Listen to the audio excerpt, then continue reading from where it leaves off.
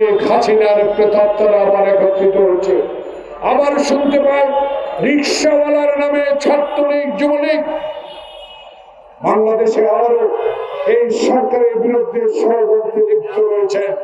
তাই আমাদের বক্তব্য স্পষ্ট, এই সরকারের প্রতি আপনি একা নয়, বাংলাদেশের ছাত্র মুসলমান আন্দোলনে যারা আত্মহত্যা নিয়ে আপনাকে ক্ষমতায় বসিয়েছে, বাংলাদেশের 16 বছরে এই সবুদের মতো ইরানের মতো যারা জেল খেটে 300 মামলার আসামি হয়েছে, বাংলাদেশের মানুষ আপনার সাথে আছে।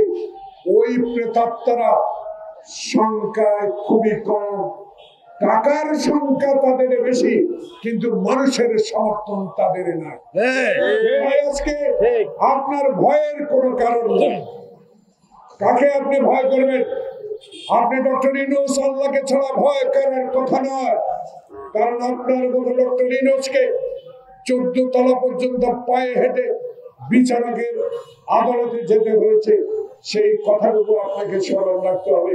তাই যারা আমার সংবিধান তছনছ করেছে, যারা আমার বাকশাল তৈরি করে বাংলাদেশে এক দলের শাসন করেছে, যারা সিরাজ শিকদারকে গ্রেফতার করে বলেছে কোথায় সিরাজ শিকদার, যারা অহংকার করে কথা বলেছে গোলাম মুস্তফা বাংলাদেশে 6 কোটি কম্বল আসলো, আমার কম্বল কোথায়?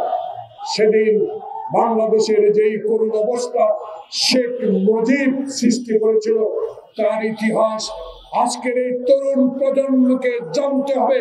কারণ এই তরুণ প্রজন্মই নেতৃত্ব দিবে বাংলাদেশে গণতান্ত্রিক শক্তিকে।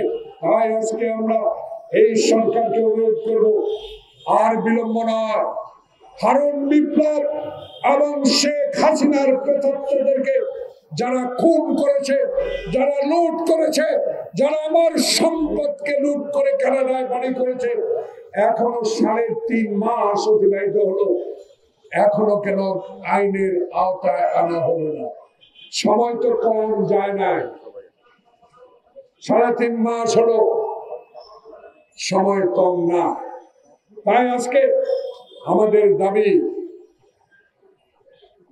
বিগত দিনের আন্দোলনরত সকল দলের দাবি, বাংলাদেশে নির্বাচনের রোড ম্যাপ দিতে হবে। বাংলাদেশে যে অপতৎপরতা শুরু করেছে এরা, এদেরকে রুখে দিতে হলে জনপ্রতিনিধি সরকার দরকার।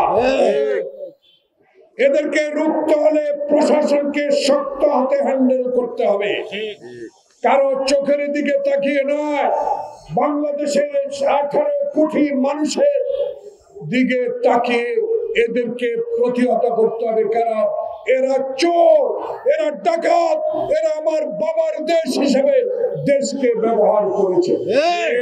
তারা হিন্দুস্তানের দালাল, তারা ভারতের দালাল, তারা ভারত থেকে আমার অধিকার আদায় করতে পারে নাই, আমার পানি আনতে পারে না, যারা